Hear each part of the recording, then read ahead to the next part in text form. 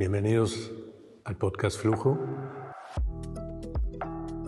Me llamo Cristian Pineda. Mi trabajo como artista interdisciplinario se desarrolla en el mundo del arte contemporáneo.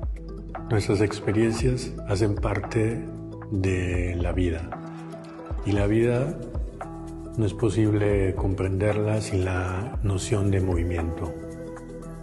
Y este movimiento actualmente tiene muy diversas implicaciones que queremos profundizar a través de estas conversaciones con nuestros invitados. Indagaremos en sus procesos creativos y en sus experiencias de vida para enriquecer esta noción de movimiento, movilidad, itinerancia, migración. Bueno, pues bienvenidos. Estamos en la Ciudad de México. La verdad estoy bien contento de estar aquí. Hace rato que no venía. Y más estar aquí con José Manuel Springer. Bienvenido. Muchas gracias, Cristian.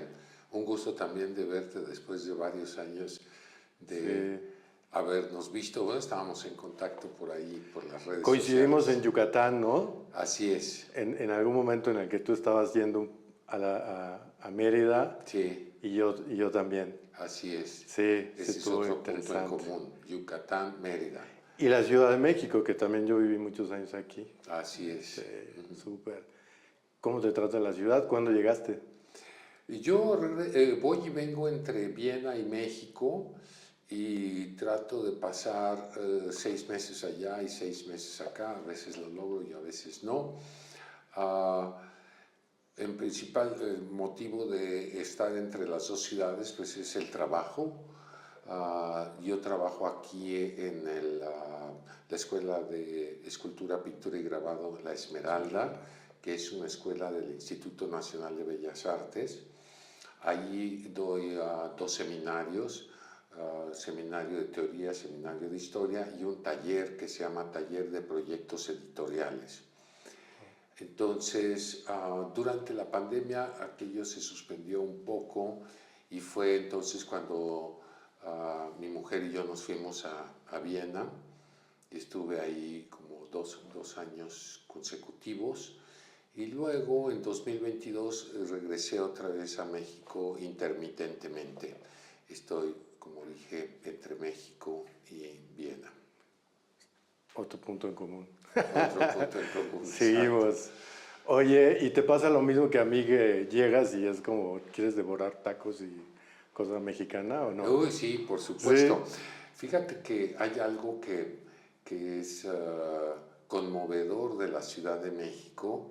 Uno es la gente que es súper amable, súper sonriente, muy platicadora, porque en Viena la gente es muy seria, muy callada y no suelen tener como mucho contacto con los extraños, ¿no? Sí, no se presta tanto a socializar, ¿no? No, exactamente. Y aquí en México, bueno, pues siempre hay esta como receptividad, ¿no? Nos encanta platicar, nos encanta reunirnos sin planearlo, llamas a alguien y al día siguiente lo ves. Y allá no, allá todas las citas se hacen con mucha antelación, por un tiempo específico, y ya, ¿no? Sí, sí, yo siempre digo que desde el saludo, ¿no? En México es buenos días, ¿cómo estás? Y hablas con cualquier persona, te cruzas, bajando las escaleras te cruzas con alguien y buenos días y intercambias algo. Bueno, yo vivo en Bélgica y entonces igual pasa que todo el mundo pasa y no dice nada, ¿no? Sí. Es un poco, esa es Y la como que dinámica. hay una diferencia, una ignorancia a veces, ¿no? Quiero decir, ignorancia, no, como que no quieren intervenir con tus pensamientos o con tu modo de vida o pensar que estás investigando demasiado sobre las personas. La privacidad o la privacía es algo que importa mucho allá, ¿no? Sí, sí, sí.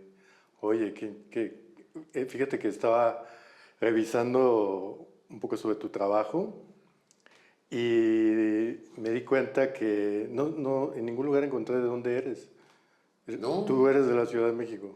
yo soy de la Ciudad de México, sí, nací en 1960 en la colonia Santa María la Ribera. Okay. Yo viví en la Santa María Ribera. Y luego, de muy niño, nos fuimos a vivir a la Nueva Santa María, que es otra colonia que está ahí cerca, una colonia un poco más moderna, como de los años 50, y ahí viví mi primera infancia.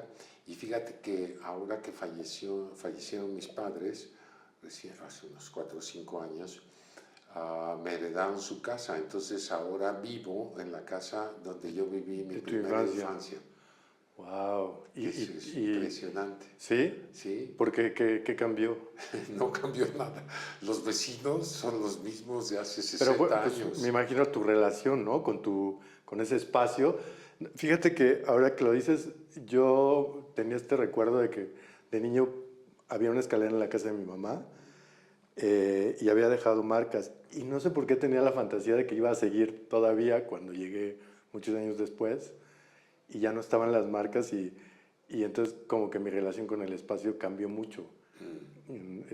Como que yo la veía desde la perspectiva de niño todavía la casa y me costó trabajo como encontrar mis propios espacios, ¿no?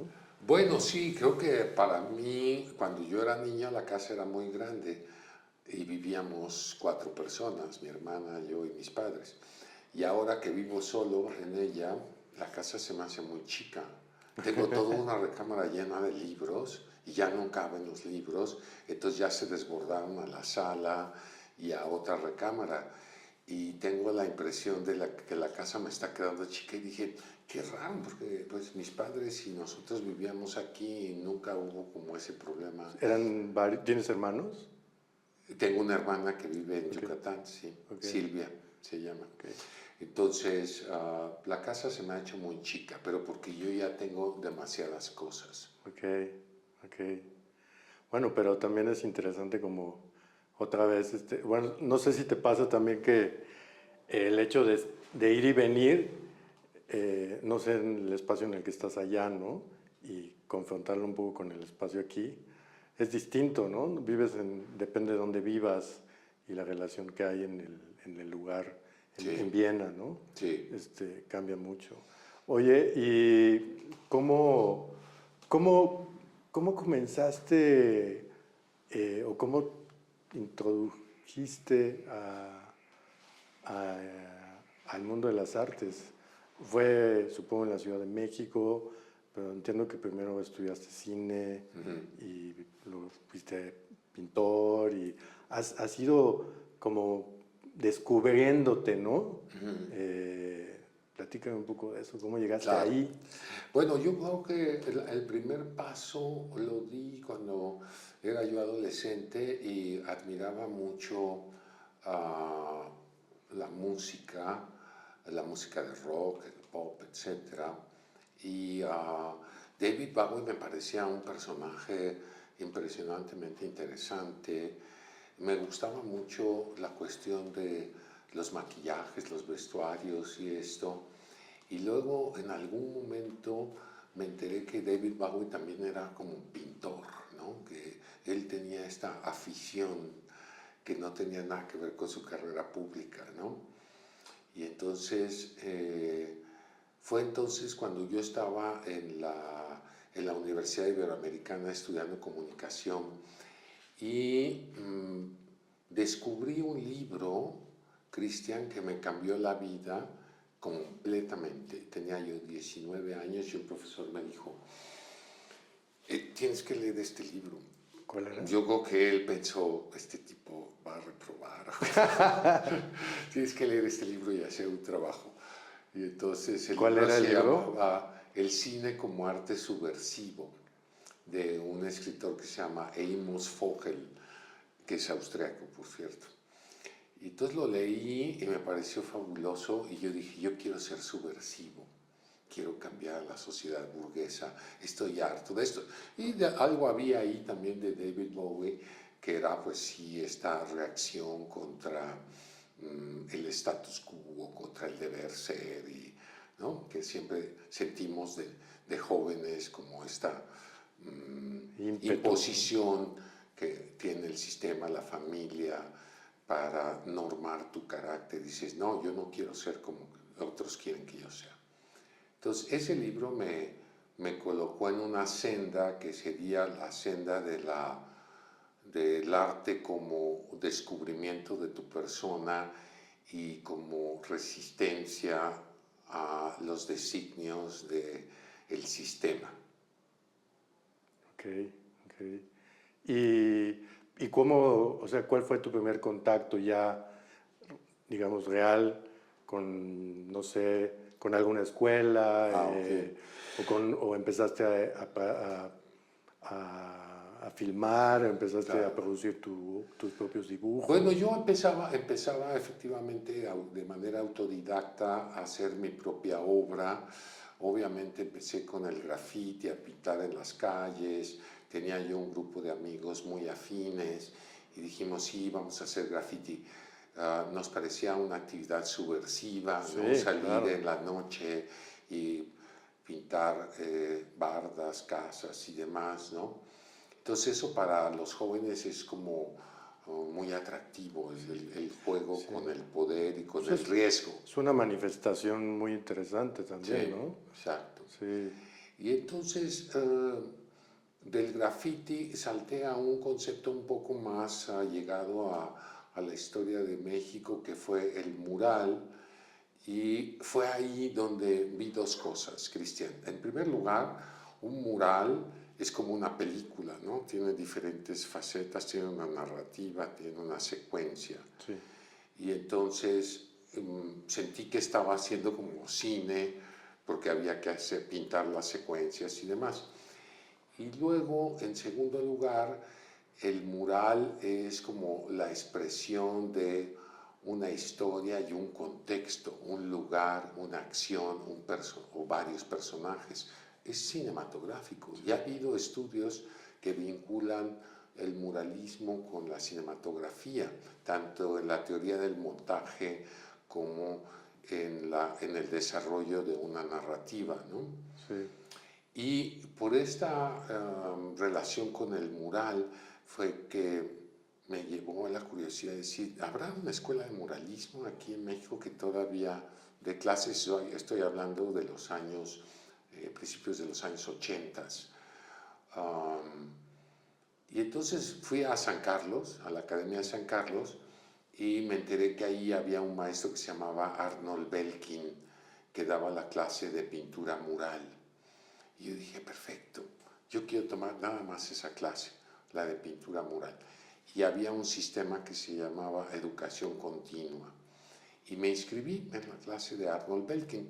Para esto ya me había yo más o menos documentado de quién era este artista originario de Calgary, de Canadá, que había hecho varios murales en la Universidad Autónoma Metropolitana, tenía una exposición en el Museo de Arte Moderno, y él trabajaba mucho con la fotografía y la pintura. Entonces algunas de sus imágenes eran como abstracciones de colores y otras eran fotografías de archivos que habían sido transportadas al muro. Al muro. Sí. ¿Y qué edad tenías en ese momento? Yo tendría como unos 23, 24 años. Yo salí de la carrera de cine a los 22. Y entonces, y hubo una faceta, digamos, de producción de cine. Sí, hubo una faceta de producción de cine, sobre todo durante el periodo de la escuela y poco tiempo después. Obviamente en la escuela tienes que hacer varios ejercicios, tienes que hacer una película de 1 minuto, luego una película de 5 minutos, tienes que hacer un documental, etc. Entonces esa parte la viví dentro de la escuela. En la escuela conocí a otras personas que tenían varios talentos. Uno de ellos era un escritor que se llama Gerardo Amancio, y con él desarrollamos un guión sobre el 68. El 68 estaba muy fresco en la memoria porque Sí. apenas habían pasado como 10, 12 años de aquella fecha trágica y queríamos hacer algo sobre eso. Y Gerardo escribió un guión y yo era como el director y productor de la película. Iba a ser una película en 16 milímetros y pues nos dimos cuenta de la dificultad que existía trabajar en equipo, porque cuando no hay dinero, cuando no hay una fuente de financiamiento, pues todo se hace de manera voluntaria, colaborativa. Entonces nos reuníamos para trabajar y a veces faltaba uno, si nos reuníamos para filmar, a veces faltaba algo. Total que la producción de esa película nunca se terminó y se quedó nada más en algunas, lo que llamamos rushes en cine, que son algunas tomas, y en ese guión. Y ahí fue donde la frustración me llevó a pensar, caramba, yo no puedo depender de otras personas para expresar lo que yo quiero expresar. Este desacuerdo sistemático con la historia, con el poder y demás. Y de ahí vino la idea de que el muralismo podría ser una herramienta y consecuentemente después de la lectura de aquel libro, la idea de que se podía hacer algo desde el arte, la pintura, ¿no? como para manifestar el desacuerdo con la política. ¿Y fue concretamente la pintura? Porque mencionabas también algo del grabado, ¿no? No, en ese momento yo todavía no estaba interesado en la gráfica. Okay. Empecé por la pintura mural. Rápidamente, Arnold Belkin nada más dio 2 clases en un semestre. O sea, llegó la primera clase, dijo cuál iba a ser la metodología y después se fue y reapareció como 3 meses después y nunca más supimos de él. Pero fíjate que ahí en esa clase había alumnos de Colombia, de la República Checa, había alumnos de algún otro país, o sea, porque México, estamos hablando todavía en los años 80, era como la meca del muralismo. Entonces, para algunos países, como los países del bloque socialista, como lo era Checoslovaquia, pues si querías pintar mural tenías que venir a este lugar. Entonces, estos alumnos de Checoslovaquia, una pareja, y una pareja también de colombianos, habían hecho un gran esfuerzo, Cristian, por venir a México a estudiar, consiguieron becas. En San Carlos. En San Carlos, en la fuente del muralismo. Sí. Yo creo que ellos se sorprendieron mucho de ver el poco interés que había en México ya en el muralismo, el poco interés de Arnold Belkin en dar una clase, o sea, estar cobrando por no dar una clase me parece un poco deshonesto. Sí. Y ellos empezaron a dibujar y a bocetear murales, y fue con ellos que yo empecé a dibujar y a bocetear. Ya con esa técnica, esa forma de preparar algo en un muro a una escala y todo, porque yo dibujaba, pero yo dibujaba espontáneamente y hacía graffiti, y obviamente ahí el graffiti te constriñe al espacio que tienes y a la rapidez que tengas para crear. Y aquí no, aquí había que dividir los muros y tener las listas, ángulos de composición y desde dónde se lee y todo. Y eso lo aprendí de esos compañeros, que ellos eran muy avanzados y yo era un principiante. Oye, eso me recuerda, voy a regresar un poco a cómo llegaste, tus primeros años familiares en la ciudad, porque leí que hubo un viaje, ¿no?, familiar que hicieron a Tijuana. ¿Qué edad tenías en ese viaje? Bueno, el primer viaje que yo hice a Estados Unidos con mis papás, yo tendría como 10 años más o menos. Estaba todavía en primera de secundaria y mi papá, que era un amante de México, era gringo, pero un amante de México, siempre le interesaba recorrer México por carretera, ¿no? Entonces dijo, nos vamos a ir de México a Nueva Orleans en carretera. Qué chingón, ¿no? Y entonces a los 10 años es una aventura. Sí, ¿no? A nosotros nos pareció así como, bueno, nosotros nunca, ni mi hermana ni yo conocíamos el norte del país, o sea, íbamos mucho hacia el sureste, hacia Yucatán, hacia Campeche, toda esa zona. y habíamos ido quizás a Acapulco y a Veracruz, Sí. pero el norte no lo conocíamos. Y sí, nos montamos en un bolcho, fuimos en un bolcho los cuatro y llegamos, sí, no sé, a Monterrey, Laredo. Ya Laredo, Nuevo Laredo, del lado mexicano, era como una zona muy poco comparable a el sureste de México. Es otro lugar, Sí. son Otra atmósfera. otra atmósfera, ¿no? Pero nada más estuvimos como una noche en Nuevo Laredo y cruzar míticamente ese puente, ¿no? Que está separado por el río, fue como, y ver la línea de separación, que para nosotros era la primera vez que estábamos en un país extranjero, Sí. Estados Unidos. Y entonces fue todo como muy simbólico y muy, dejó una huella. Y luego pues empezamos ¿Llegaron hasta dónde? nosotros fuimos hasta Nueva Orleans. Ah, ok. Entonces todavía de ahí, cruzamos Nuevo Laredo, Laredo, San Antonio, Houston, Houston, Baton Rouge ya es en Luisiana, luego, no me acuerdo, hasta llegar a Nueva Orleans, tardamos como 2 días y medio Oye, en y hacer ese. ahorita decías que pues sí dejó una huella, ¿no? El Sí. viaje. ¿Cómo crees cómo la interpretas ahora? Porque al final tú has vivido en muchos lugares, o sea, tu proceso de vida te ha llevado a vivir en muchos Sí, lugares. sí, sí. Esa fue como tu primera ventana al exterior, ¿no? Ujú, sí. Bueno, yo siendo tan niño, tenía cierta curiosidad por las cosas más cotidianas, Cristian. Obviamente no tenía mucha información de Texas ni de Nueva Orleans, no sabía absolutamente nada, todo era nuevo. Te digo, mi papá nunca estuvo interesado en Estados Unidos. Mi papá nos dormía a mi hermana y a mí leyéndonos la historia de la conquista de la Nueva España de Bernal Díaz del Castillo. Eso es lo que él nos leía para dormirnos. ¿Y él de qué nacionalidad era? Era gringo, Ok. de Nueva Orleans. Íbamos a ir al lugar donde él nació. Pero él luego leía mucho a Bruno Traven, Canasta de Cuentos Mexicanos, porque le interesaba mucho aprender el idioma.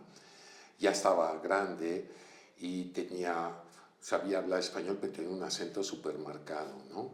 Entonces siempre nos pedía que le corrigiéramos el acento y las palabras y todo. Y la verdad leía muy bien y siempre le pedíamos que nos leyera algo porque sabía leer con pausas y todo, ¿no? Okay. Y como le gustaba, pues nos comunicó ese gusto por la historia de México. Entonces, de Texas, ni idea, nunca habíamos hablado del tema.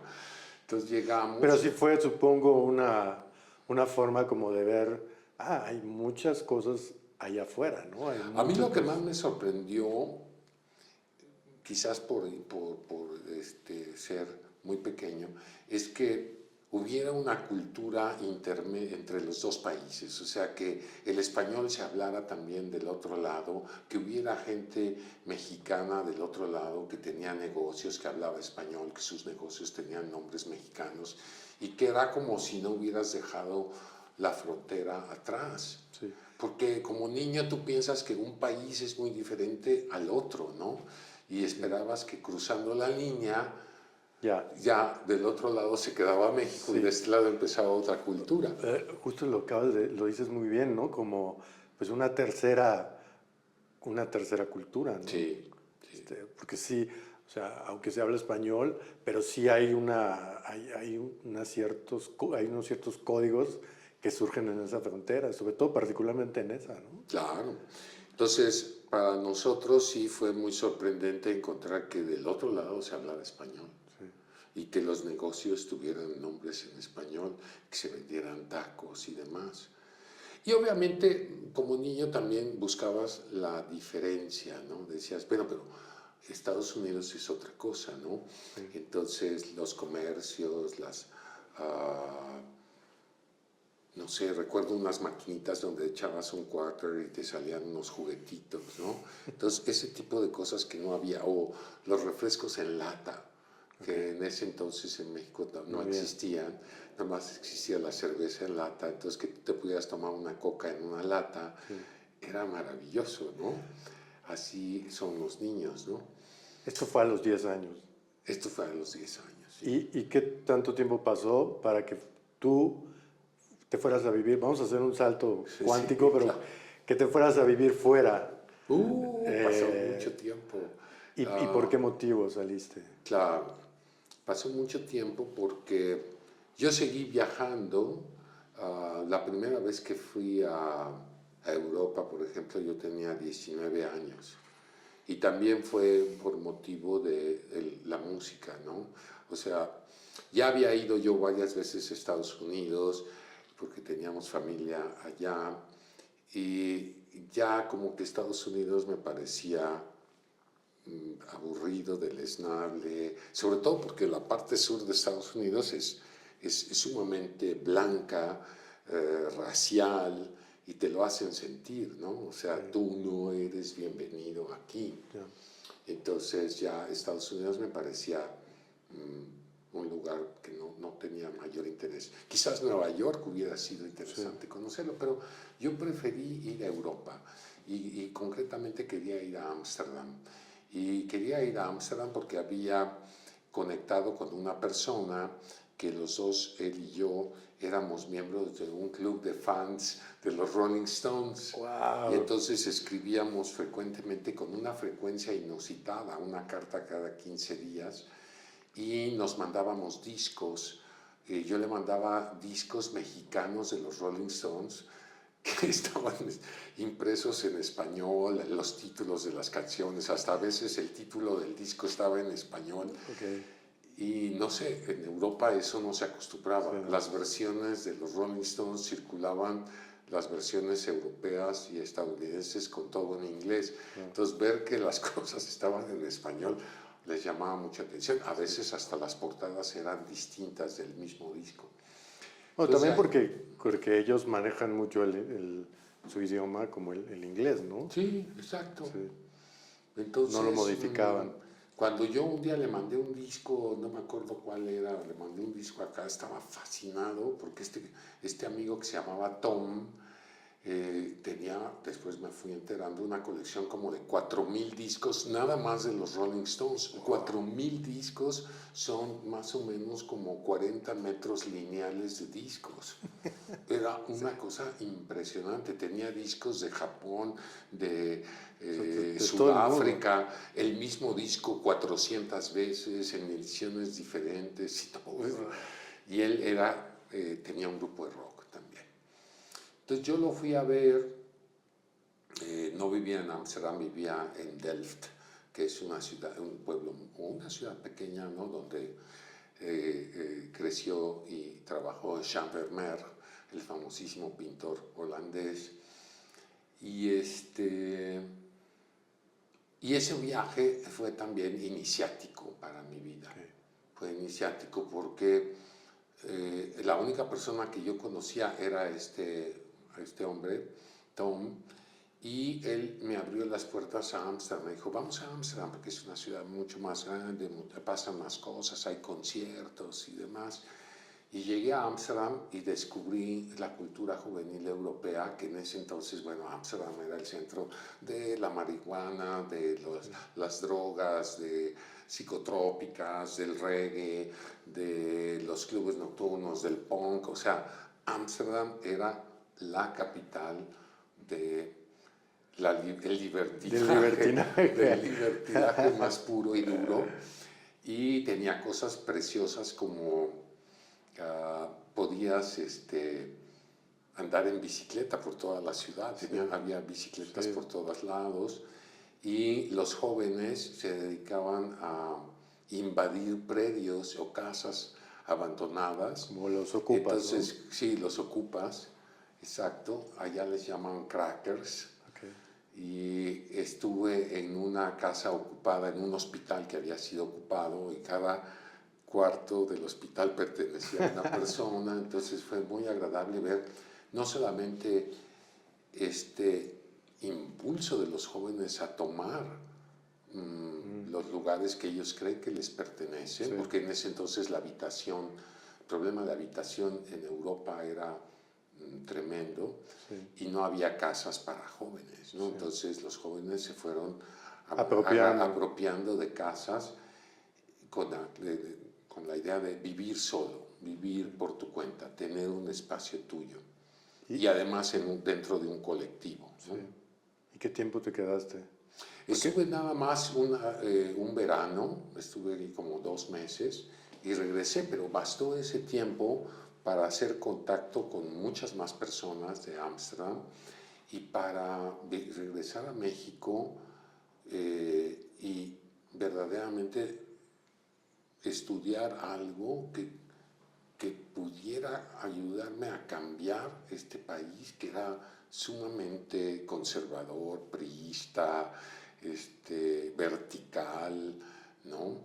Estaban prohibidos en México los conciertos de rock, Okay. porque después de Avándaro se impuso una prohibición y de vez en cuando alguien como Chicago, una banda Sí. estadounidense, llegó aquí, hizo un concierto y también causó una revolución, ¿no? Entonces el gobierno, las policías, todos. Obviamente, si tú fumabas marihuana en los años 70, 80, eras un narcotraficante, Peor, ¿no? Sí. En ciernes. Y entonces, sí, la cultura juvenil estaba totalmente reprimida. Y estaban lugares como el Chopo, que eran espacios como contraculturales donde se podían comprar discos, conseguir marihuana y demás. Entonces, sí, de alguna manera mi experiencia de Ámsterdam iluminó cosas que se podían hacer aquí. Y quizá cosas que años después un poco empezaron a suceder acá, ¿no? Con los años empezaron. Y luego había coincidencias, por ejemplo, Guillermo Santamarina, un curador muy conocido ahora, y yo éramos compañeros en la Ibero. Tomamos algunas clases juntos. Guillermo trabajaba en una tienda de discos que se llamaba Yoko Quadrasonic, que estaba por allá por Insurgente Sur, y él tenía mucho acceso a discos importados. Entonces, en ese entonces la música de vanguardia llegaba por medio de discos importados que costaban 10 veces más que un disco nacional. Y entonces el contacto con gente que tuviera discos, o como en el caso de Guillermo, que trabajaba en una tienda de discos, siempre te daba la posibilidad de escuchar algo distinto, nuevo, lo último del Hit Parade, ¿no? Sí. Entonces, había redes subterráneas para conseguir lo que tú quisieras y todo se mantenía como en esa apariencia de que aquí no pasa nada, Sí. pero algo pasa. Sí.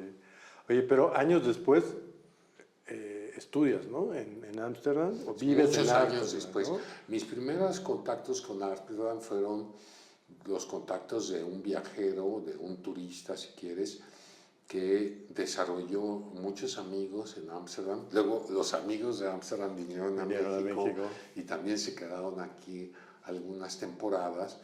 Y entonces esa conexión con Ámsterdam funcionó, digamos, del primer viaje que yo hice a Ámsterdam en el año 1980 hasta el 85. ¿Por qué el 85? En el 85 yo termino en el 84 termino la carrera de cine y empiezo a estudiar, practicar arte y me casé a fines del 85, muy joven, Sí. muy jovencito, y empecé como más una senda de profesionalización. Me acuerdo que mi esposa, en ese entonces Beatriz, me dijo, tú te vas a dedicar al arte y yo voy a trabajar, pero en serio, dedícate a trabajar, o sea, te vas a quedar en la casa, y teníamos una casa así como esta, el estudio era la sala, entonces tú pintas, yo trabajo y poco a poco vamos a ir creando una economía juntos. Okay. Y claro, entonces me lo tomé muy en serio y empecé a tratar de hacer mis pininos, formar una serie de obras, llevarla a galerías, entrar en exposiciones colectivas, ya sabes, lo mismo que hacemos todos. Y por ahí también en la Academia de San Carlos, en los últimos años que estuve ahí, conocí a un artista que se llamaba Aldo Flores, que era el que encabezaba una galería que se llamó el Salón de los Aztecas.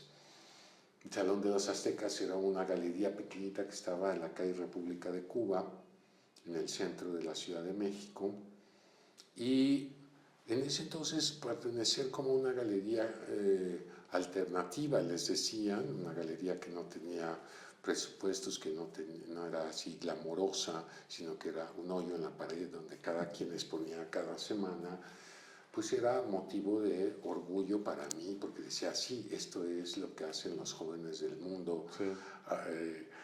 Del mundo desarrollado, ¿no? Sí. Crear sus propios espacios. Exacto, exacto. Y con el tiempo, fíjate quién llegó ahí, Francis Alice, Melanie Smith, pasaron por ahí, junto con otras gentes como Boris Biskin, con Mauricio Sandoval, en fin, gente un poco de artistas mexicanos y extranjeros. Una mezcla de artistas mexicanos y extranjeros, sí. Yeah. Que supongo que pues era justamente, tú te inscribías un poco en ese contexto. Sí, ya que lo veo en perspectiva, Cristian, ¿sabes qué podría decir de toda mi experiencia? Siempre ha habido como una especie de atracción por lo extraño. Sí, como por lo...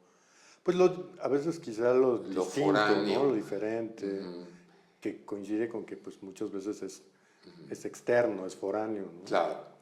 Bueno, habría que decir, mi padre es externo, es foráneo. Exacto. ¿No? Entonces yo aprendí el inglés desde muy niño. Entonces eso facilitó mis lecturas, mi contacto con la gente. Yo podía hablar en inglés con mucha gente, escribir cartas en inglés. Entonces eso siempre facilitaba esta disposición hacia lo foráneo, ¿no?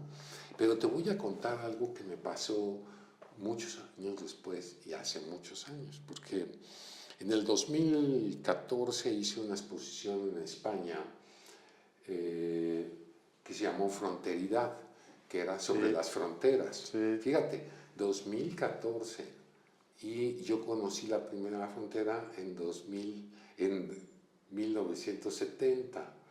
Habían pasado pues 30, 44 años.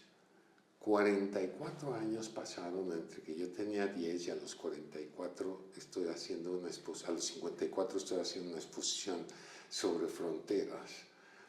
Y me dijeron que escribiera el texto para el catálogo y escribí un texto académico, lleno de referencias, bla, bla, bla. Pero al final quería terminar con un tono positivo y explicar por qué el tema de la frontera me interesaba. Y ya había llegado al último párrafo que es crítico y me fumo unos cigarros, regreso y no se me ocurre nada. Y llegó mi pareja en ese entonces y le digo, híjole, no se me ocurre nada, ¿cómo cerrar este texto con un párrafo contundente? Me dice, ¿no es obvio? Digo, no es obvio, llevo horas pensando en esto. Me dice, es obvio, José Manuel, desde niño estás confrontado a la extranjeridad, a la otredad. Toda tu vida has estado en pos de otros países, otras culturas. Eres como puente transmisor de varias culturas. Sobre todo que siempre estás un pie allá y un pie acá. No es que te vas y ya, ¿no? Sino siempre es como un vaivén, ¿no? Claro. Es muy interesante. Y oye, pero pues también, ahorita viendo un poco sobre tu trabajo, recuerdo que también hiciste algo sobre Tijuana en la Bienal, ¿no? Hiciste en la Bienal. Claro. A ver, antes de eso, porque ahorita ya me estabas mencionando de que escribiste como el texto crítico, ¿no? De esta exposición en Valencia. En Valencia, sí. Pero quiero irme un poquito atrás. ¿Qué fue primero? ¿Cuándo empezaste a escribir? ¿Fue como empezaste a hacer crítica y después, posteriormente? Empecé a escribir, te digo, yo no estoy muy de acuerdo con usar la palabra crítica, porque la crítica exigía otras herramientas teóricas que yo no tenía. Yo estudié cine y estudié práctica artística. Nunca había estudiado ni historia del arte ni teoría del arte. Entonces mis herramientas eran muy básicas, era lo que se podría discutir en una reunión de artistas y decir, no, bueno, pues la composición, sí, bueno, quizás el color, pero no pasabas de eso. Sí. No había tanto de la estética, la filosofía y demás, ¿no? Entonces yo empecé como a hacer una especie de crónica y afortunadamente había tenido una clase en San Carlos que se llama un seminario de arte urbano con un profesor que se llamó Juan Hacha, de origen peruano, asentado en México muchos años. Y él nos dio unas herramientas muy simples y además muy efectivas para analizar la obra de arte. La obra de arte no es nada más el producto, el objeto, es el contexto donde se lee, es el contexto donde se produce y donde se consume. La manera en que te llega a ti la obra está implicado también en el significado que tiene la obra. No es lo mismo ir en pos de un artista y buscarlo, o sea, decir, quiero ver los Caravaggio que existen en el mundo y que ya tenías que haber estudiado todo Caravaggio y haber identificado dónde están, que de repente un día alguien te dice Caravaggio es uno de los pintores que más me gustan y esa persona te gusta a ti.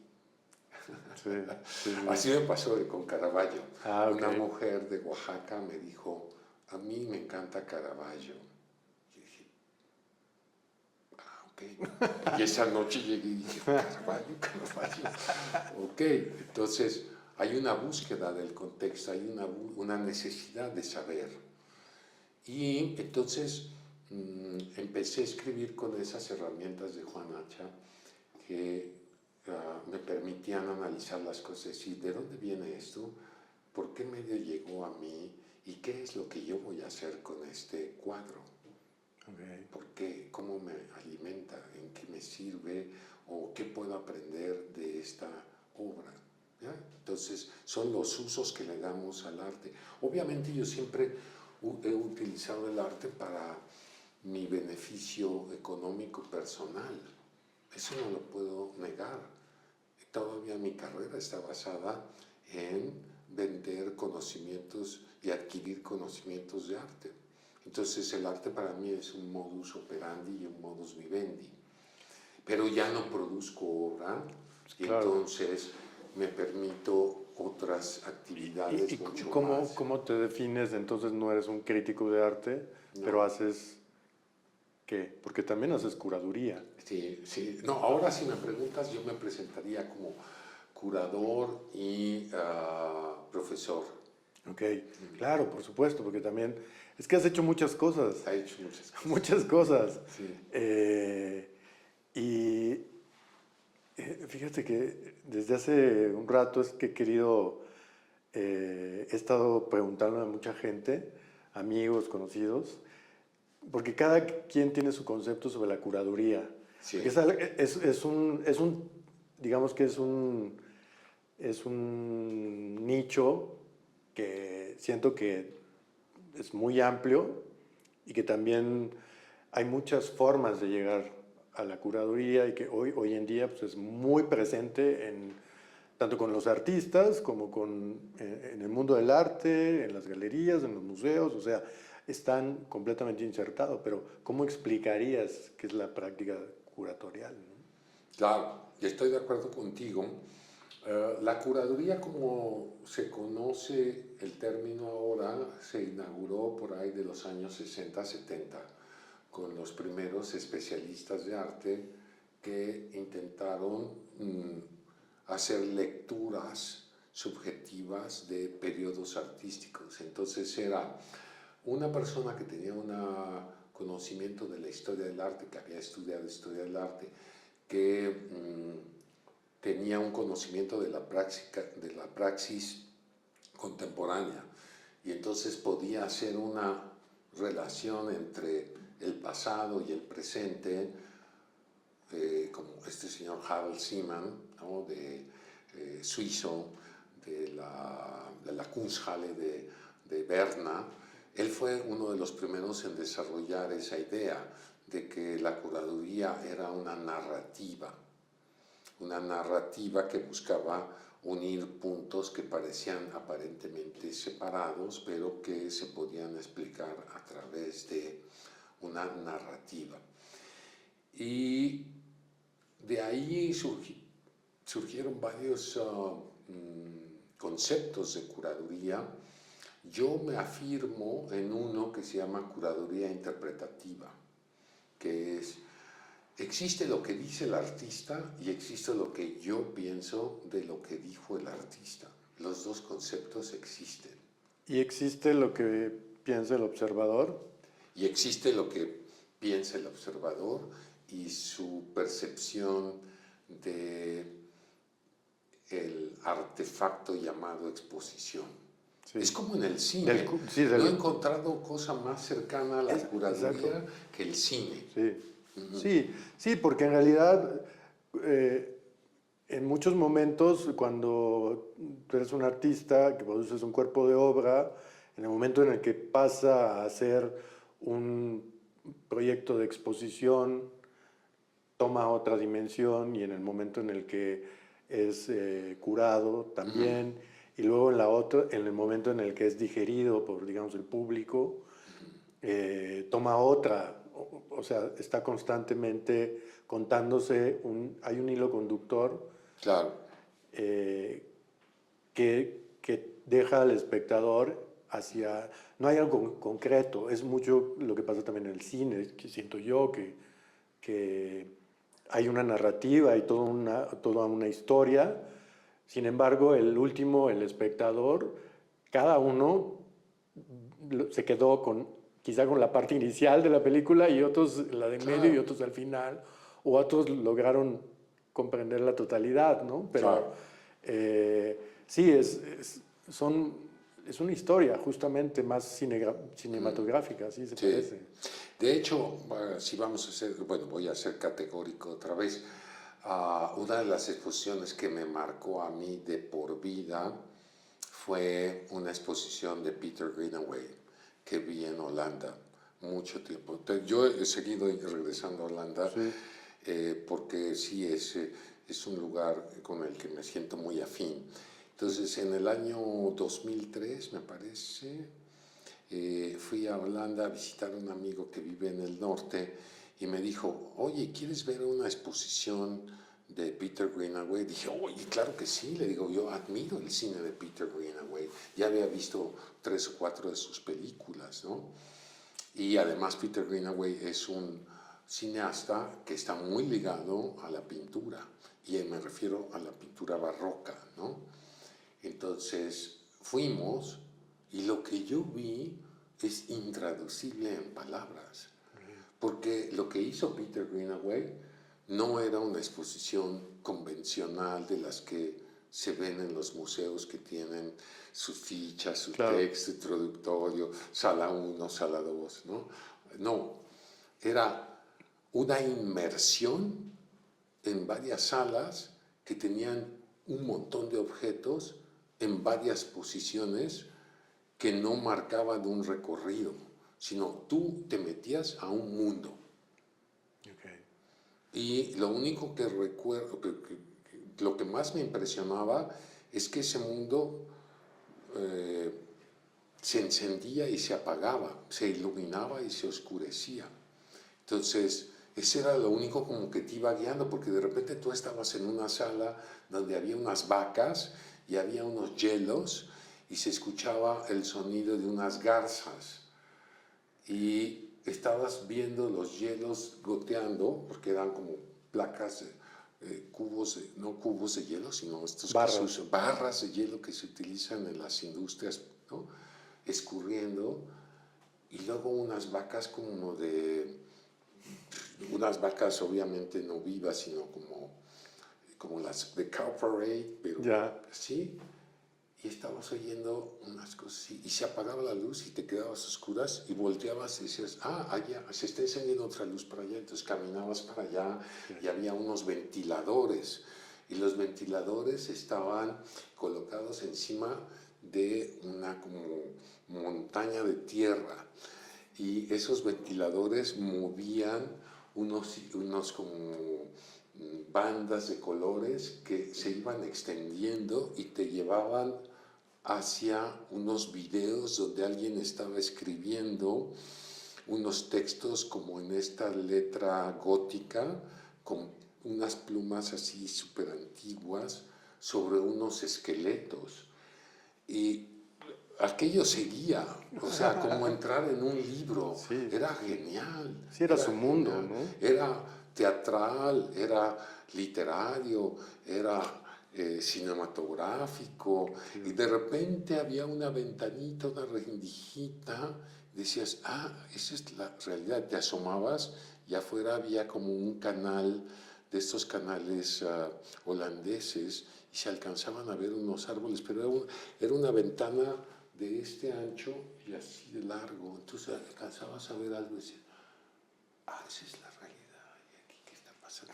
Yo le di como 20 vueltas a la cosa y dije, está sensacional, aunque no sé qué signifique, porque es tal la cantidad de estímulos visuales, auditivos y atmósferas que era muy difícil saber exactamente a qué se refería. Algo tenía que ver con ese territorio, algo tenía que ver con la creación artística, con la invención del lenguaje, como si aquellas vacas y los hielos eran como la época de las glaciaciones o algo así, como si los animales existieron antes que los hombres. ¿Qué estaba pasando, no? Pero quizá había, por lo que dices, una intención de enfocarse más en la experiencia, ¿no? En que tú como espectador salieras con haber vivido una experiencia, no, porque muchas veces nos quedamos en el límite de, pues voy a ver algo como observador y no como una cosa vivida, ¿no? Y esto que tú cuentas pareciera que fuera más como una cosa que yo mismo estoy experimentando, estoy viviendo, Claro. y que ese recuerdo es mucho más poderoso. Sí. Y yo creo que ahorita el arte, hoy en día, justo va para allá, ¿no? Yo creo que Muchísimo sí. más. Sí, yo creo que Se me sí. hace bien interesante. Vuelvo a ser categórico y te digo otra cosa, Cristian. Hoy en día lo que más me gusta es el cine. Un poco el arte me aburre ya, porque el arte requiere de o ya estoy maniado para interpretar todo.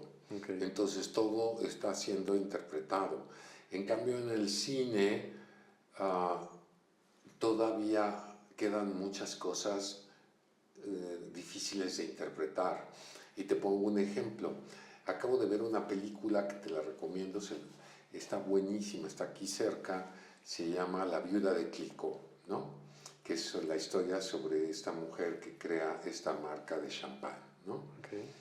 Entonces, el vestuario, los ambientes, la intimidad con la que se mete la cámara a los espacios, las telas, los bordados, la forma en que ella lava las copas, la forma en que ella se sienta en la mesa a hacer estas mezclas, el fracaso, la lluvia, la gente trabajando en los viñedos, ¿Cómo carambas creas todo eso, Cristian? Sí. Es un ejército de puros creativos, sí. Desde los que están diseñando los trajes, las atmósferas, las iluminaciones. Pon a la gente a trabajar en el viñedo en Champaña y diga, corre cámara, acción.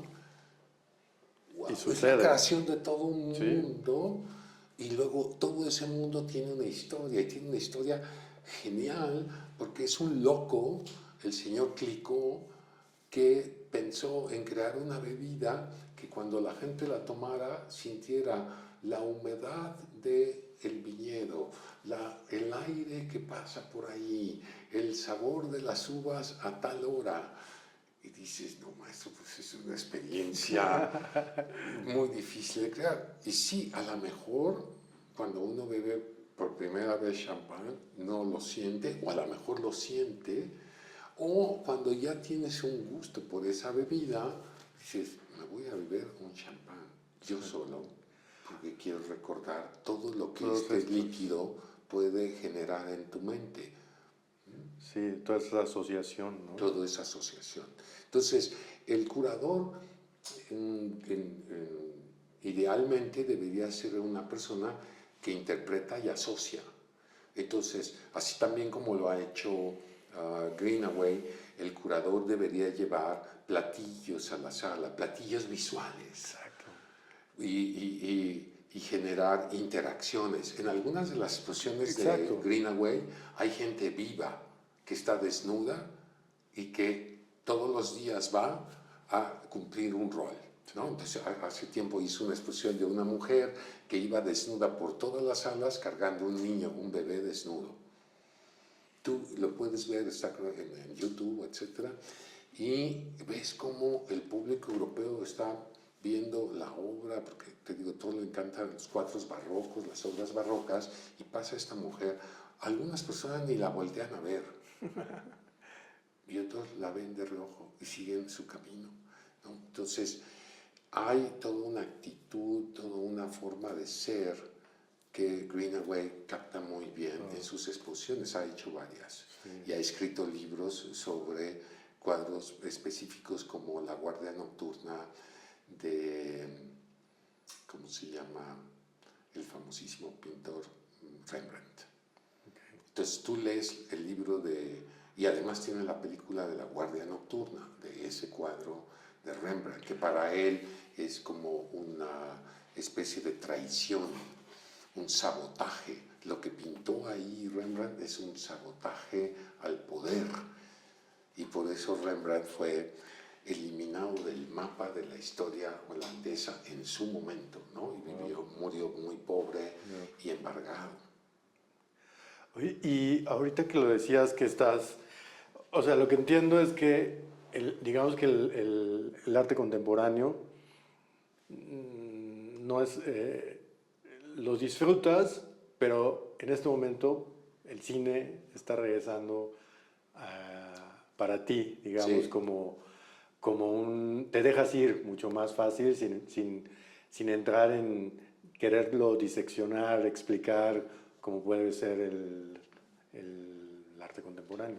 Sí, en parte porque también creo que estamos viviendo en un periodo muy particular donde el Internet ha cambiado todo el significado de las cosas, y donde se ha vuelto todo como muy reiterativo y recurrente, etc. Entonces, como que volvimos misteriosamente a un periodo que creíamos que ya se había superado, que era un periodo en el que las cosas eran unidimensionales.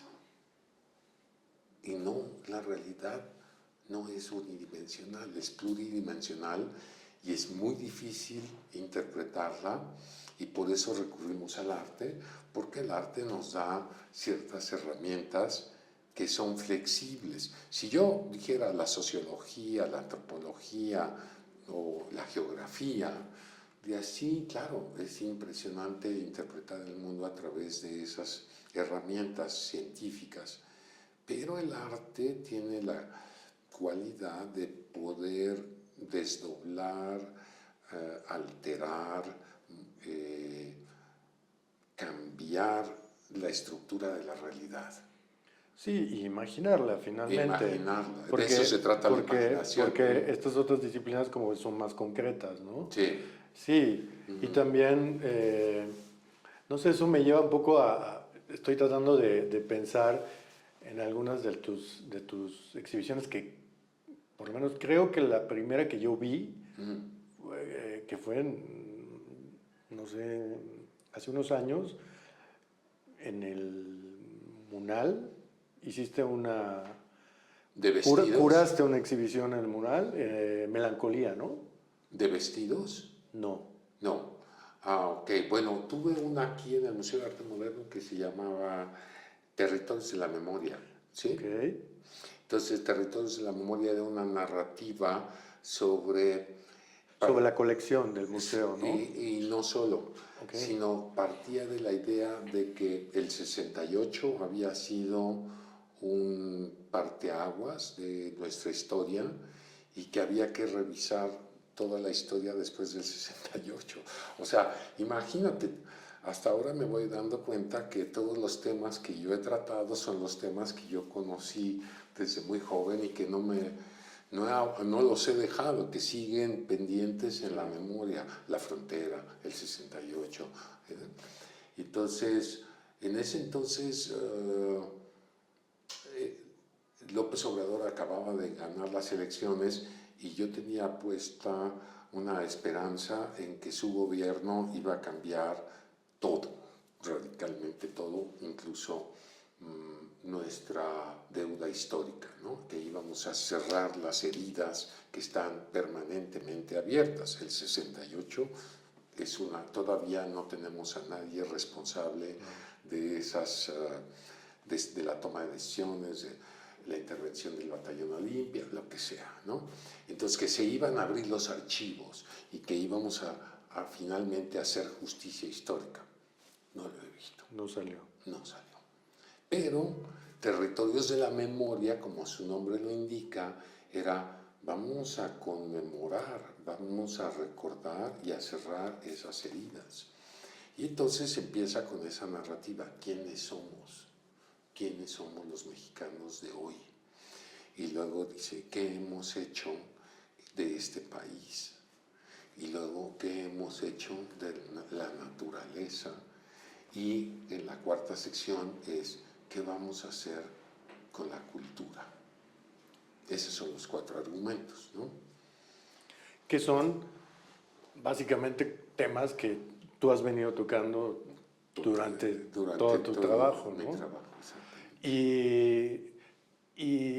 Y ahorita, bueno, ahorita que estabas mencionando este episodio o esta época de Obrador, y me recordé que tú fuiste embajador, ¿no? Fuiste No, o agregado de cultura en Holanda, sí. Pero también tuviste un cargo en Canadá. En Toronto también fui agregado de cultura en el Consulado de México. ¿Eso en qué años sucedió? Ok. En 1994 solicité una beca para participar en un programa de escritores que se iba a dar en el Centro de las Artes de Banff, que es Banff Center. una institución muy reconocida. Y obtuve la beca, me fui para allá, estuve como 6 meses allí, y en ese periodo fue la transición entre el gobierno de Carlos Salinas de Gortari y Ernesto Zedillo, y el país se cayó, se acordarán de esta fecha, ¿no? Aparentemente Salinas se fue y dejó el país ahí como prendido con alfileres, y entró Zedillo y ¡pum!, se cayó el país y la moneda otra vez vuelve a una flotación, la inflación y demás. Entonces yo decido que mejor me quedo en Canadá y le aviso a mi esposa, ya teníamos un hijo pequeño de 4 años, Eric, le aviso que mejor nos mudamos para Canadá, porque le digo, México ahorita va a entrar en una espiral inflacionaria de déficit de trabajo y demás, etc. Me dice, ok, bueno, pues entonces búscate un trabajo y, y avísame y nos mudamos. Entonces, la gente que conocí en este taller de periodismo fue muy amable y me dijeron, ay, José Manuel, pues con todo lo que tú sabes de cultura mexicana, deberías irte a Toronto porque ahí hay un mercado, es la ciudad más grande de Canadá. Entonces varios de ellos me ofrecieron contactos, casa, lugar donde vivir por unos meses y eso hice, me fui a Toronto y como a los 3 o 4 meses ya tenía yo un trabajo. ¿Sabes cuál era mi trabajo?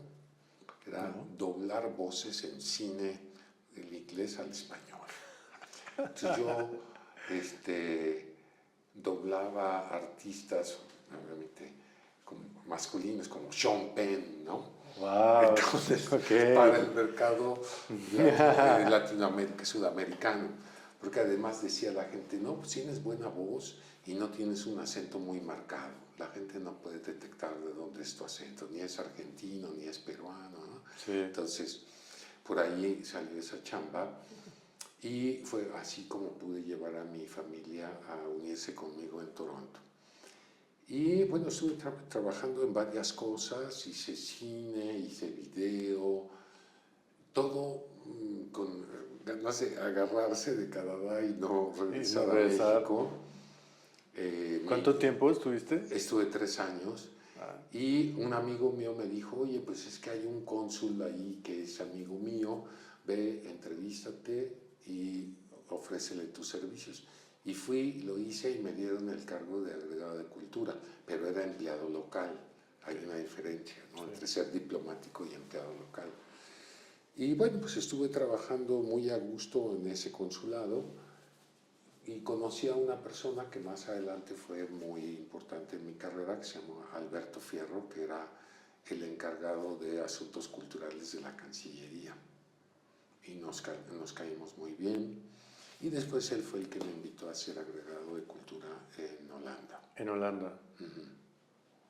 ¿Y esto qué tiempo estuviste? ¿No? Eso ya fue muy posterior, porque yo regresé de Canadá en el año 2000, aquí a la Ciudad de México, me volví a incorporar, y ahí es donde me di cuenta que si tú estabas 3 años fuera de México, es como si nunca hubieras estado en México.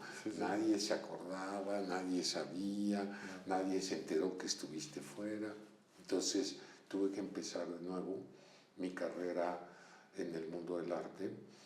Y fíjate, 2000. Y en el 2008, que llevo una exposición a Madrid, que yo había hecho una exposición que se llamaba Chocolates y se iba a presentar en Madrid, Prácticas Ilegales en México. Así se llama, Chocolates, Prácticas Ilegales en México. Fui a la Cancillería y toqué la puerta como cualquier hijo de vecino y dije, es que yo quiero llevar esa exposición a España y necesito apoyo. Así como, me dice, tiene que hablar con el director. Me digo, sí, ¿quién es el director? Me dice, se llama Alberto Fierro. Le digo, no me diga Alberto Fierro. Le digo, dígale que estoy aquí afuera. Y se me queda viendo así como, ¿por qué voy a hacer eso? Le digo, no, en serio, dígale, está el señor José Springer. Y sí, le dijo, está el señor José Springer. Y salió Alberto por la puerta, José Manuel, ¿cómo estás? ¿Cuántos años? Le digo, pues, ¿qué haces? Le digo, hago exposiciones. ¿Y qué quieres? Le digo, quiero ir a Madrid. Va. Y me fui a Madrid con esa exposición a un lugar que se llamaba el Ojo Atómico, que era una sala de exposiciones en Madrid. Y luego, a mi regreso, fue que Alberto me dice, oye, José Manuel, ¿no quieres trabajar otra vez en relaciones exteriores? Le dije, ay, no, Alberto, le digo, es que tengo un hijo de 16 años que está, pues sí, ya sabes, en la postadolescencia y eso. Pues te lo llevas, dice, te voy a hacer diplomático y te puedes llevar a toda tu familia y todo va pagado y no hay problema. Sí, bueno, pues ya, sí me fui. Y de nuevo regresaste a Holanda. Y de nuevo regresé a Holanda. Lo que no pude hacer cuando yo era joven, que era vivir en Holanda, porque pues, no tenía trabajo, no tenía permiso de quedarme, lo hice 30 años después, como agregado de cultura, pero ya con un sueldo y ya con casa y todo resuelto. es todo un viaje Todo un día. tu carrera, Mis tu vida. mis amigos holandeses no lo podían creer, o sea, de ser un rebelde, marihuano, de pelo largo, de repente llegaron a ver un tipo de traje, corbatita, con automóvil y todo, moviéndose por Amsterdam. Por la ciudad. Y entonces yo ya era sistema, yo ya era parte del sistema. Okay. Eso sí, me quedó claro. Perfecto. Lo mismo cuando estuve en Toronto, vi como la gente protestó contra el gobierno de Cedillo por la no firma de los acuerdos de San Andrés y llegaron al consulado, tomaron el consulado, los zapatistas, y yo estaba vestido de trajecito y corbata. Yo era parte del sistema. Fue una crisis allí. ¿Sí? ¿Sí lo fue? Pues sí, porque yo hubiera estado del otro lado tomando claro. el consulado, y ahora yo estaba escuchando los gritos de la gente enfrente de nosotros. Sí, ok. Estaba yo de acuerdo con ellos, pero a mí me pagaban por estar dentro del consulado. Del sistema, no afuera. del sistema, claro. Pero bueno, también al final es una experiencia que supongo que el día de hoy hace parte de tus decisiones y de cómo ves la vida. Que por cierto, o sea, el día de hoy tu circunstancia, tu realidad es Viena, Ciudad de México. ¿Cómo ves qué es lo que estás haciendo? ¿Cómo ves tu perspectiva de...? Bueno, ahora lo veo más como desde la alegoría del ajedrez, ¿no? Del ajedrez del arte. En el ajedrez del arte, bueno, los artistas son peones. Y luego vienen los curadores, que son los caballeros, ¿no? Y luego vienen los teóricos y la gente que vienen siendo los alfiles y la reina. Todo esto es producto de un libro de Pablo Helguera, ¿no? Que lo describe muy bien. Entonces yo soy un caballero que lleva cosas de un lado a otro, que trae noticias y que viaja por todo el mundo llevando noticias. Esto está pasando en México, esto está pasando en Ámsterdam, etc. Entonces, así me veo yo, como un cabalgador. Y también como una persona que lo está transmitiendo a través de, pues ahora Como maestro, como profesor, ¿no? Como profesor, sí. Que esa faceta, no hemos hablado de ello, quizá para cerrar un poquito la conversación, sería interesante saber esta faceta de, pues tienes mucha experiencia tanto como creador de la obra formal, digamos, pero también como un investigador, como una persona que se ha documentado y que ha tenido todas estas experiencias, pues es ha de ser muy interesante para tus alumnos, ¿no?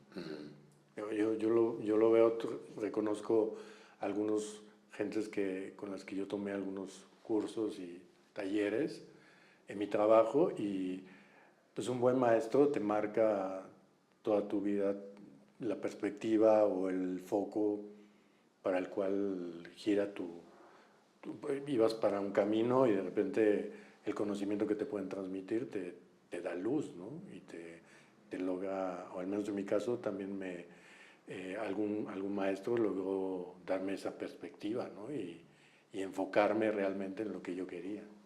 Creo que es un poco, quizá esa es tu labor ahora, ¿no? Lo de la enseñanza también fue algo que me sucedió, que yo jamás hubiera podido ser maestro, creo yo, porque tenía pánico escénico. Entonces, hablar en público y colocarse en el centro de la atención no era lo mío. Entonces, regresando de Canadá, como te dije, no era muy difícil para mí porque no tenía un trabajo para sostenerme. Entonces empecé a hablarle a todo el mundo que yo conocía. Y uno de ellos fue Arturo Rodríguez Dorin, que en ese tiempo era director de La Esmeralda. Yo no conocía a Arturo, pero había leído sus artículos que publicaba en la jornada semanal y me gustaba lo que escribía él, sentía cierta afinidad.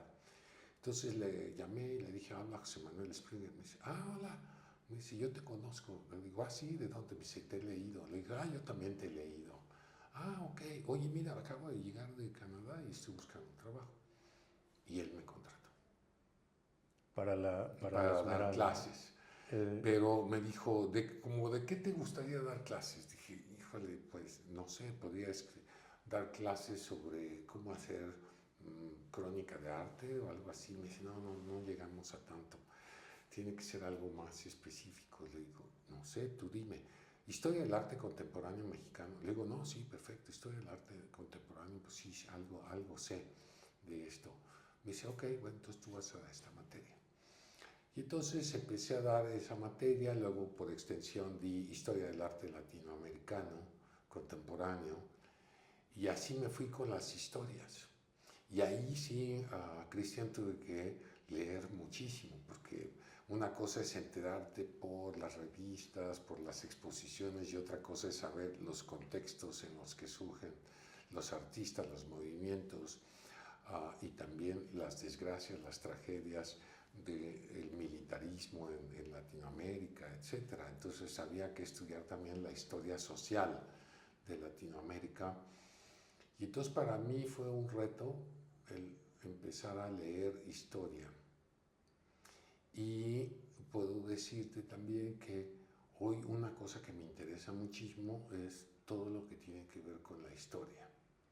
Por eso disfruto las películas históricas, donde te dan así como un panorama de qué pasaba en ese momento, en una región, en una cultura, ¿no? Pero definitivamente ser maestro te cambia toda la vida, porque el ser maestro es ser un estudioso. Todo el tiempo estás buscando información y consumiéndola y organizándola y luego la tienes que presentar. Sí. Y entonces uno acaba aprendiendo muchísimo más que la gente a la que le das clases. Me imagino que algunos de mis alumnos han de haber aprendido algunas cosas y tengo el orgullo de decirte que varios de mis alumnos hoy son profesores de La Esmeralda. Okay. No porque yo se los haya enseñado, sino porque quizás teníamos intereses en común. Y muchos artistas, supongo. Sí. Entonces, Otto Cázares, por ejemplo, que hoy tiene colaboraciones en varios periódicos, en varios medios de comunicación, fue alumno mío, es un espléndido explicador de arte, así lo digo yo, porque hace cosas muy, muy interesantes para explicar qué es la visión artística. Valentina Olmedo, que hoy es artista, becaria del Sistema Nacional de Creadores también, me sustituyó cuando me fui yo a Holanda, ella se quedó con mis clases y ahora sigue siendo maestra de la escuela. Entonces, la comunidad docente creamos un modelo de enseñanza, pero también un modelo de aprendizaje. Y nosotros aprendemos y enseñamos, que es un proceso dialéctico, ¿no? Entonces, creo que para mí los últimos 24 años que llevo dando clases han sido años de crecimiento y de complejización de mis experiencias juveniles. Sí. Y por eso se van cerrando círculos, porque he encontrado la manera teórica, histórica de aquellas inquietudes juveniles, transformarlas en exposiciones, en narrativas, sí, y en clases que doy a los jóvenes que tienen entre 20 y 25 años. Oye, para terminar, dinos qué es lo que estás haciendo ahorita, en qué estás metido, seguramente traes varios proyectos. Claro. Bueno, hace un año se cumplieron 80 años de la fundación de La Esmeralda, que fue fundada en 1943 por varios artistas importantes, ¿no? Como Antonio Ruiz, El Corsito, Frida Kahlo, Diego Rivera, Benjamín Pérez, etc., ¿no?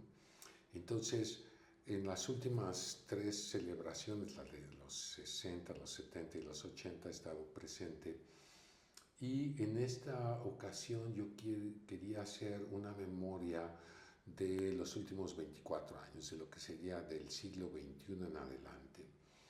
Y le puse a ese proyecto Activando Futuros, porque me imaginé que lo importante no es la historia, sino lo que importa ahora es el futuro. Entonces los estudiantes de hoy tienen que visionar el futuro. Es la única manera en que se puede ser artista. Sí. Entonces, yo quería como hacer una tabula rasa, un corte, y decir, no vamos a tener un enfoque necesariamente histórico, sino un enfoque de cuáles son las problemáticas y cuáles son las soluciones que propusieron a lo largo de estos 5 lustros, del 20 al 24, de lo que se ha hecho en la Esmeralda, de lo que ha surgido en esa escuela, tanto entre sus profesores como en sus alumnos más destacados, los exalumnos también, y crear una exposición, unos dirían quizás una retrospectiva. Yo estoy en contra del término retrospectiva, yo más bien creo que es una prospectiva. En lugar de ver hacia atrás, ve hacia adelante. Si las cosas vienen así, entonces tú puedes deducir Proyectarlas. hacia dónde vamos. Es una exposición prospectiva. Interesante. ¿Y esto para cuándo? ¿Cuándo va a suceder? Bueno, pues mira, como tú has de saber, en este último gobierno las cosas en los museos han andado un poco mal y lentas y con bajos fondos. Entonces no ha habido un museo que quiera aceptar el proyecto. Lo he presentado en 3 museos, uno de ellos privado, y no ha cuajado.